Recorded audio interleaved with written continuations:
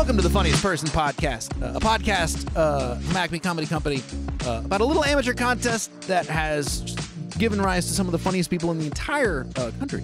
I'm Bryan Miller. I'm your host, and I'm here with a couple of Acme's Funniest Person Contest winners. The 2018 winner, Aidan McCluskey. Right. What's up, Welcome, man? Aidan. And he just reminded me that he won 2018. Time flies. Oh my God, I was a judge, dude. and you're... Yeah, you were. I can't remember. Night. Can't fucking believe that it's been that long, man. I know. It's coming on 4 years. So Doesn't feel real. How old were you when you won? I just turned like 19. Right. Yeah. Yeah. I mean, you still look obviously quite youthful. Yeah, I know. But now people exactly... are like, they get pretty close when they guess my age now. Back then it was like 14, 15 they were guessing. Yeah. Well, and you were, okay, you didn't live here at the time, right? Where did you live? I lived in Galesville, Wisconsin, so... Galesville? I don't think I remembered it was that far. Oh, fuck, man. I'd drive 2.5 hours, like, up to the cities to do the contest, and then drive back. And then I did all the practice nights, so I'd drive, like, 2.5 hours on, like, a Tuesday, and then come back again on a Thursday and drive. Nice. Yeah. Well, I love the determination. Yeah. So you won that night. When was your first ever set anywhere? Oh, boobs. Oh, boobs but I just did Winona. that for New Year's. Yeah, Big boobs, yep. which sounds... It's funny when you say that name, people are like, meh. It's like, no, it's just a regular bar. Yeah. I wish they called it Bubs, so it Not, wouldn't... Yeah, not... It could have been phonetic, you know? Yes, exactly. Yeah. It's spelled B-U-B-S. It's in Winona. It's a really fun little venue. I had a good time with New Year's. Great Tim room. Flanagan and Lindsay Hensel run there. Yep. Interesting. That makes sense. So that's pretty close to you, I guess. Yeah, Like... I saw it in a Facebook ad. So, oh, nice. Yeah, I went and did it that day. And then from there, they sent me to Goonies. Sure, that and makes then sense. From Goonies, I started coming up here and Sure, doing Goonies in mics. Rochester, Minnesota. That's right. Hopefully we'll come back. I always love that club. I've heard that it is. I heard that's the word. That's the rumor. That's the word. It's coming back in a hotel downtown is what I heard. I sure hope so. Yeah. That's a fun club. So that's interesting. So do you remember who you did this first set? Like, I assume that was was it a mic or was it like a show? No, it was a mic. Yeah, okay. It was the first mic. Yeah. So you did mics there, and then how many? Then when? So what's that timeline on that? When was that first set? So I started in March, I believe, of 2018. Oh, wow. Yeah. So your first set ever was in March 2018, Yeah. and then you won the contest in September. Yeah. Not bad. Yeah. Pretty fast turnaround. Yeah, I was going to like Goonies and stuff pretty consistently, and they told me to join the contest, and I was like, I don't think I'm there yet. I don't think I'm ready to do something like that. And then my girlfriend at the time had just graduated high school. Which sounds creepy when most comics say it, but it's okay when Aidan says it. Yep. Normally I'd be like, And I started like, they were talking about like what she was going to be doing after high school and things, and she had all this shit laid out. And I was like getting pretty wine drunk, and I was like, I'm going to do this contest. And I signed up right there at the table with her parents and her there. And then I ended up throwing up in front of her dad. So wow. Yeah. Did you at the same night? Oh yeah. Yep. Was it at Acme you threw up? No, it was at her place back home. Oh, okay. Yeah. Well, that's at least you took it home. Yeah. I assume you're not together with that girl anymore. No. Well, that's probably for the best after your debut. Yeah. That's really interesting. So yeah, that's pretty fast. But I think there's a lesson in there for people who do want to sign up, which is like, as long as you qualify for the contest, as long as you haven't been paid to be a comic, there's no reason not to do it. Like, oh yeah. Even if you get wiped out in the first round, who cares? Like, yeah, this stage is nuts. I remember when I first saw this place, it was like I'm in an actual club, like something I saw on TV. You know? Yeah. Because Goonies is in a Crooked Pint, and it's like half an event place and half like comedy place. It didn't really feel like a whole club. But when I came here, this was a comedy club. It's just so cool to be able to get on stage at a place like this, you know? Yeah, that's what I always tell people is like worst case scenario, you get free tickets to a headline A regular good show, yeah. You get to do a few minutes and you get to get some free tickets to your friends. Like there's no downside as Not long at as you don't all. like I've seen a handful of contestants in my day where I'm like, you would have actually been better off just staying home. Usually you more of the scream bizarre obscenities, do something that's not even comedy, that's just insane kind of people. But right. honestly, I think those people still had a good time. So who am I to judge? I think yeah, exactly. they had a great time. I mean, in their mind, they had fun. They did well. You know, Yeah, let them have their fun. We're going to do a manager's podcast where they're just going to talk about all the crazy stuff they've seen because it's great. But like, Brandon talks about the guy who just like the first thing he did, he was underage. First thing he was just take his shirt off and chug a glass of wine, a lady's glass of wine, Awesome. off the table. It was like, what? It was just like he didn't even do jokes. It was just, I don't know, take my shirt off and grab the steal a lady's drink. That was his first impulse. That's awesome. Maybe that guy could have stayed home. But other than that, for the most part, there's no reason not to try. And it's like you turns absolutely. out, and you also got when did you sign up? Do you remember? I signed up. I think it was late May or early June. So you got to get better all that time. That's the other thing I tell people. It's like you can keep practicing and getting better. And then the practice nights, you get a practice night every time, and like I don't know if people realize how difficult it is to get on stage here when you're first starting out. So any chance that you can get on stage, those practice nights are crazy valuable to you. I was always surprised when people didn't show up for their practice night, who normally do. You know, some people are just like trying the contest out. Right. A lot of people have never done it, and it's the first time they do it, and that's cool. But for people who come out and try to get on the mic here and go on other mics, I'm always surprised if they don't get their practice round. It's like you got almost a guaranteed 3 minutes. Right. Why would you not do that? Exactly. Yeah. In front of the best audience and fucking stage in Minneapolis, like, and in a time that's tough to get stage time because in the summer, because everyone else is doing their practice nights, it's a little tighter. So I remember when I was in the contest, it was like, you better do your practice night because that might be your only time up for a month or two because it was just there was so much competition for space. So you start in March. In May you sign up. You do your pre. Did you win your first night? Yeah. Do you do you remember being in rounds when you were in it with any other people who were still around? Yeah, MJ Marsh. I see. Oh yeah, MJ's great. He was in your finals, wasn't he? Yep. Yeah. I love he MJ. Got second. I got first. That's right. He was really good too. Oh my god, yeah. I figured he had it in the bag. I was like, there's no reason that he shouldn't win. It was close. I remember judging it. It was close because MJ comes from improv, so even though he hadn't done as much stand up, he's got incredible stage presence out of the gate. God, and he's good, right? And he's just a big dude, like. Big, happy-looking dude. You want to be around him, you know? Totally. Yeah. That's right. That was a tough year because, you beat him and he did very well. Yeah. So it was, I think that was pretty tight. I didn't even think I was going to make it into the finals, though, because I lost my second night. Interesting. Yeah, I got second that night. So I was like, well, I guess I'm done. But I made it to the prelims, you know? So because we always tell people it's the top 25 scores. It's not, you can win your night, not come back. You can lose your night and come back. You never know. Right. My year, I won my semifinals, and then the guy that I beat in the semifinals beat me in the finals. Oh, really? Yeah, I got first and second semis, and then he got third, and I got fourth in the finals. So it's like, I don't know. Yeah, you never know how it's gonna go. When I got that email for the finals list, I was like, I didn't win though. And like 2 other people that I talked to were like, I didn't win my night either. I was like, what the fuck? Sometimes it's just the distribution. You just get like, you might have the 3 best contestants on the same semis night because it's pretty much a random draw at that point. Gotcha. So it's like, well, good for all 3 of you. I actually have a theory that it's better to be on a night with other good people because it elevates all the scores. Oh, you think so? Because the judges are like, man, I really like that girl and I really like that other guy, and like they both did really well, so I got to give them both good score.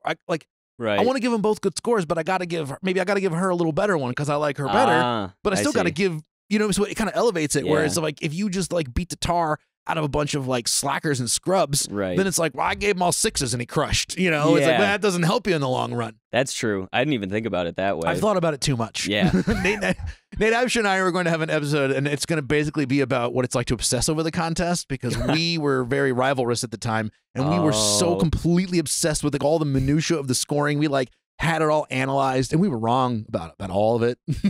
And neither of us ever won, by the way. Like, neither of us won ever. So, that tells you what you wanted to know. So finals come around. I remember the finals quite well. Some people knew who you were because of Goonies. Yeah. I remember asking, and I was like, who's that kid? Because I hadn't seen you. Yep. And they were like, oh, he goes to Goonies, Big night, packed house. You won. Yeah, that was nuts. Like I said, I thought MJ was going to walk away with it. When they called my name, I was like, that doesn't seem right. But I'll take it, Of course. Why? Yeah. Of course. Why would you not? Yeah.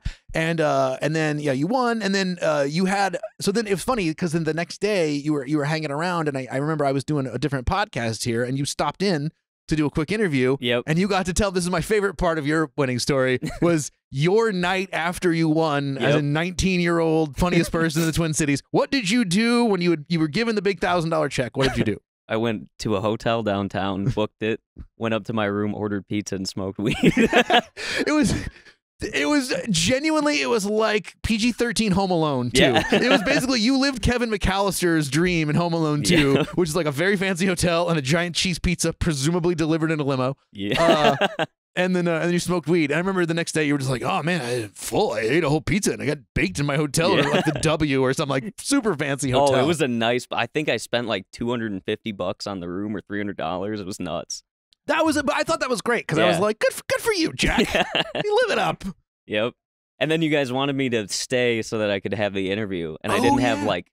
And we didn't know you were from far away, so I thought you were gonna be like, I'll come back from Dinky Town. Yeah, no, I didn't have clothes, so before I had the interview, I went to the mall and bought myself new clothes with some of the money. Wow, look at too. you. Yeah.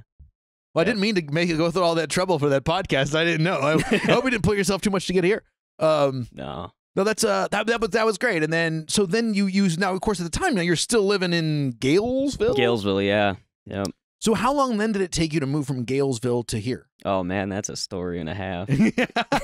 So I won the contest, and then I don't know what month it was that I won. It was either August or September, I think. Mm-hmm. Yeah, September. First week of September. Yeah. First week of September. So that next month, I was in Ukraine. Oh wow. Yeah, with my ex, and then did you throw up in front of any Ukrainians? Oh yeah, plenty of times. Plenty of times I puked in front of You're Ukrainian really people. international puker. Yeah. I've thrown up in bathrooms all over this world. No, I went to Ukraine with her, moved back to Galesville, and then I just like stopped doing comedy altogether pretty much. Really? Yeah. I stopped for 2 years, basically. Interesting, because I didn't see you for a while. Yeah. But I just thought you were still out there doing mics in Wisconsin or maybe going to Madison or something. Mm-mm. I completely stopped. I Why would is only just went through that breakup, and then like my dad kicked me out right after, and like he must have really liked that girl. Yeah. Yeah. You should have thrown up in front of him. Yeah, you'd have understood. Yeah. No, he kicked me out, so I got my own apartment, and then I was just in school, but I was like failing all my classes. Sounds like a comic. Yep. And they wouldn't. My mom wouldn't agree. She's like the one she believes in this. Oh, so nice. She's like, you just get a degree before you do anything else. Just get a degree so that you can have something to fall back on. So I just spent that whole time. I was like working at Jimmy John's and Walmart, and I was a mover for a little while, and I did construction for some time. I was just all over the place, just working and trying to do school. And then I lived in Pennsylvania for a little bit, and then I moved from basically right when I got back from Pennsylvania, I moved to Las Vegas. Wow. Yeah. And then jeez. I was selling internet in Las Vegas and just fucking hating my life. And then I came back here to the terminal. I was in town visiting, and I went to terminal, and I did that open mic, and I was like, I forgot how much I actually like doing this, you know? Oh. Like I'd quit, and I was like, I don't know if I'll ever go back again. And then I moved back, and then coincidentally Corey was like, hey, you should come to terminal, just out of the blue. And I was like, oh, that's convenient. So I drove up and I went to terminal, and then from there I was like, I think I'm gonna move back. Nice. Yeah. That was when? That was last February. Yeah, that's it. Because you've been around for coming out to about a mics year for a while now. Yeah. Okay. That was last February, and I moved back to Vegas, and I quit my job, and then I threw all my stuff in my car, and like the next week I was back here. Nice. Yeah. And so how do you what kind of role overall do you think the contest played? Like, do you think you would still keep doing it if you hadn't done the contest? No. If I hadn't, I've thought about that a lot. If I hadn't won the contest, I don't think there would have been anything to come back to. You know, like, I don't. You think like Corey Nelson we're talking about, a very funny Corey guy who Nelson. runs a mic in Northeast, among other places. But so yeah, you wouldn't have been top of mind for those people, and if you hadn't gotten that call, you might never have. Yeah, exactly. I mean, I think winning the contest sort of affirmed some stuff for me, because I'm the kind of dude where if I try something and I'm not good at it the first time, I'm probably just not gonna do it again. Because I'm like, oh, well, that's not for me. Like skateboarding, I couldn't kickflip. I was like, I'm probably never going to skateboard again. So I just, like, I'll quit stuff I'm not good at. So having that to come back to, and then to be able to be like, to say to my parents, like, I got this far. How far could I get? You know, like, I don't want to sell internet forever, you know? Yeah. So it was more of like, I had something to come back to, and I knew that I could have stage time here. Sure. Because I won the contest.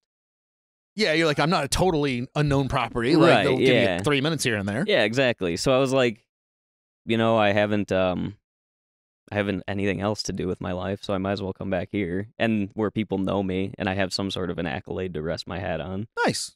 Well, that's good. That's very interesting. Yeah, a lot of people, I think there's a lot of people who found out that they liked doing comedy, or kind of found out, I guess, that they're good because nobody's really good at the beginning. I mean, but at the same time, they're like, oh, but I'm like good enough that if I apply myself, clearly I can like be better than some people for a little bit. So what if I really did this more? It's kind of an affirmation in a business, or even not just a business and an art form, where you're kind of out to sea at the beginning. You're like, oh, how bad am I? How good am I? What's going on? Yeah, this was sort of something that like proved, at least for a little while, that I was like better than people thought I was at it. Because the whole time leading up to the contest, they were like, well, don't get your hopes up because so-and-so is in it. And then I moved on. And then they were like, that's great that you made it here. So like, just be happy you made it this far because so-and-so moved on too. And it's like, oh, okay. And then I got the finals night and they were like, holy shit, we didn't really think you'd make it this far. Like, but you're never going to win this one, kid. Yeah. Yeah, they were like, just be happy you made it to the finals, sort of a thing. And then when I won and came back to Goonies, they were like, we didn't think you were gonna win, but congrats. That's my experience. I always knew it. You were a long shot. Yeah, and like, I don't know, winning this really helped to be able to like come back and be like, I think I could do this now, sort of a thing. Nice. I wouldn't have probably even come up to Terminal, if I hadn't won this. So this was like a big part of me coming back here. Cool. Any advice for anybody doing the contest this year? Or in future years? Yeah, just do it. You might think you're not good enough to do it, but you'd surprise yourself. I was only in it for 4 or 5 months at the time when I started, and I beat some people that I didn't think I was going to beat. So I would say just do it. Sign up for it. The worst, like you said, that's going to happen is you're going to get stage time and free tickets to a comedy show. Yeah, there's no downside. So it's a true amateur contest. Because when you see people at the mic and you're like, oh my gosh, they're really good. You're like, yeah, well, they're probably working. Yeah. They're not in the contest because they're a working comic. Exactly. Even if they just work here or there, they don't have to work in this club, just somewhere. Even if they are on the fence about it, I would just recommend going to any other open mic and sitting and watching, because that's what helped me. It was like, well, I'm better than him.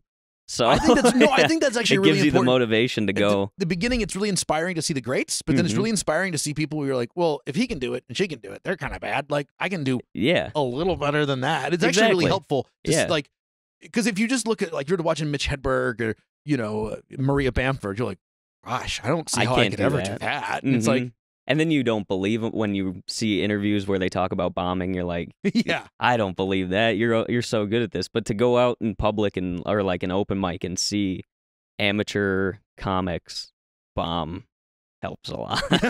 Helps your self-esteem. And see good comics bomb too. Yes, we're like, I've too. seen that guy crush 5 times and he is eating it right now. That helps big time for sure. Big ego booster when you see somebody that does well normally doing poorly. Yeah, absolutely. I've definitely been on both sides of that. Yep. All right, well, Aidan, thanks very much. Man, and thanks for good having luck me. In the future. I'll be seeing you around. Thanks, yeah.